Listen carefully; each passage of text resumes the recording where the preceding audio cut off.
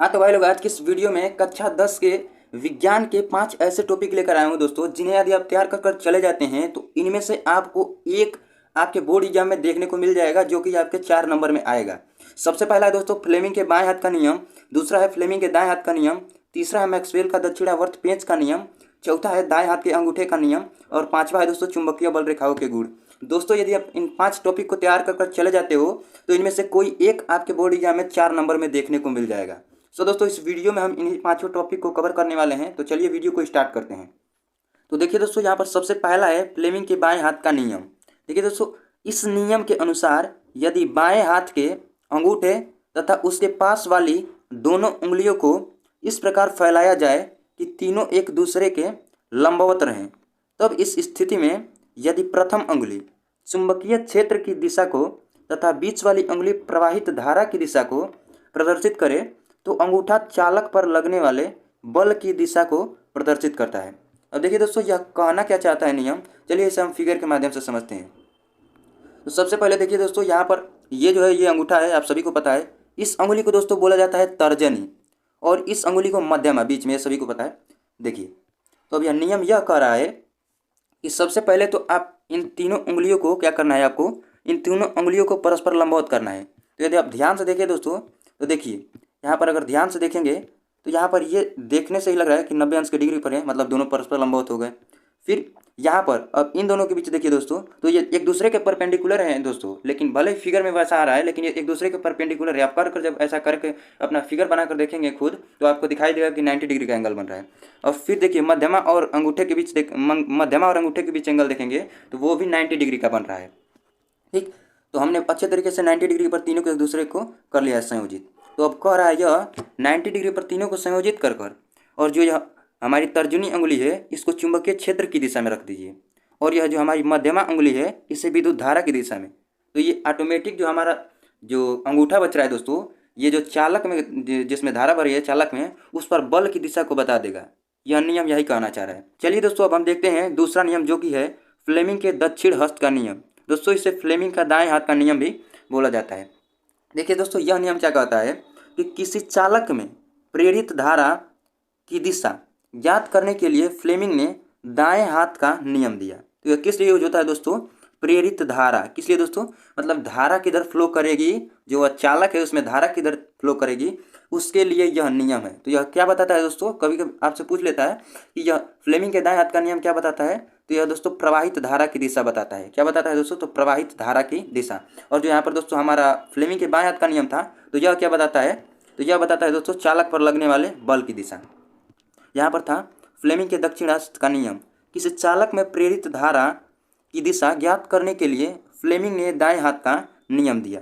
इस नियम के अनुसार यदि हम दाएं हाथ का अंगूठा, उसके पास वाली उंगली तथा बीच वाली उंगली तीनों को एक दूसरे के लंबवत विस्तृत फैलाएं, तो इस स्थिति में अंगूठा चालक की गति की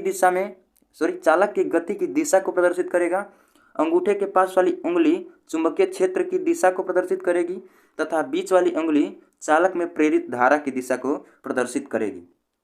अच्छा, अब यह नियम क्या कहना चाहता है दोस्तों? देखिए यहाँ पर आपका फिगर दिया हुआ है, फिगर के माध्यम से हम समझेंगे। देखिए यहाँ पर कहना यह चाह रहा है, फिर से आपको क्या करना है कि तीनों जो उंगलियां हैं आपकी, जो अभी पीछे बात हुई है, अंगूठा, तर्जनी, मध्यमा, इन तीनों को क्या करना है दोस्तों? एक दूसरे के 90 डिग्री एंगल पर कर लेना है।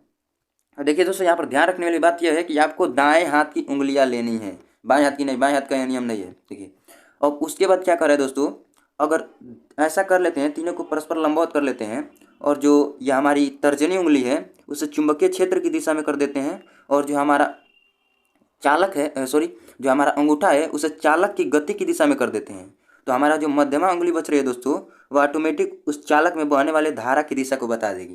तो ये रहा दोस्तों आप फ्लेमिंग के दाएं हाथ का नियम। अब आगे बढ़ते हैं दोस्तों, आगे हमारा दाएं हाथ के अंगूठे का नियम। देखिए दोस्तों, इस नियम के अनुसार यदि दाएं हाथ में एक सीधे धारावाहित चालक को इस प्रकार पकड़े कि उंगलियां तार पर लिपटी हों, वह अंगूठा धारा की दिशा में हो, तो लिपटी हुई उंगलियों की दिशा चुंबकीय बल रेखाओं की दिशा को प्रदर्शित करेगा। अब यह कहना क्या चाह रहा है दोस्तों? देखिए यहाँ पर फिगर दिया हुआ है, फिगर के माध्यम से हम समझते हैं। कहना यह चाह रहा है कि देखिए सपोज कीजिए कि आपको यहाँ पर आपको यहाँ पर कौन सा हाथ लेना है दोस्तों, तो आपका दायां हाथ लेना है, ये आपको ध्यान देना है, दायां हाथ। ठीक, अब कह रहा है कि आपको दायां हाथ ऐसे इस तरीके से आपको बना लेना है संरचना दोस्तों। ठीक, और यह जो अंगूठा जिधर दिखा रहा है दिशा दोस्तों, उधर किस तरफ आपको वह दिशा करना है, जिस तरफ यह चालक तार है उसमें जिस तरफ धारा प्रवाहित हो रही है उस तरफ करना है। तो ये जो लिपटी हुई उंगलियां है दोस्तों, ये जिस तरफ मुड़ी हुई होंगी उधर ही आपका दिशा हो जाएगा किस चीज़ का, इस तार में प्रवाहित होने वाले चुंबकीय बल रेखाओं का। देखिए दोस्तों, यहाँ पर ऊपर करंट फ्लो हो रही है तो इस टाइप का बन रहा है, और जब नीचे करंट फ्लो कर रही है नीचे, तो हमारा देखिए दोस्तों संरचना कुछ इस तरह बन रहा है, यानी चुंबकीय बल रेखाएं इस प्रकार से होंगी। तो ये रहा दोस्तों दाएं हाथ के अंगूठे का नियम। आगे बढ़ते हैं, आगे हमारा दोस्तों मैक्सवेल के दक्षिणावर्त पेंच का नियम। तो देखिए दोस्तों, इस नियम के अनुसार यदि पेंच कसते समय पेंचकस को दाएं हाथ में पकड़कर इस प्रकार घुमाया जाए कि पेंच की नोक धारा की दिशा में आगे बढ़े, तो पेंच को घुमाने की दिशा चुंबकीय बल रेखाओं की दिशा को प्रदर्शित करेगी। अब यह कहना यह चाह रहा है दोस्तों, जैसे अगर आपने कहीं भी पेंच कसा होगा तो आपने देखा होगा कि जब आप पेंच कसते हो तो पेंच तो वह घूमता ही है, लेकिन उसके साथ साथ दोस्तों वह आगे भी बढ़ता है।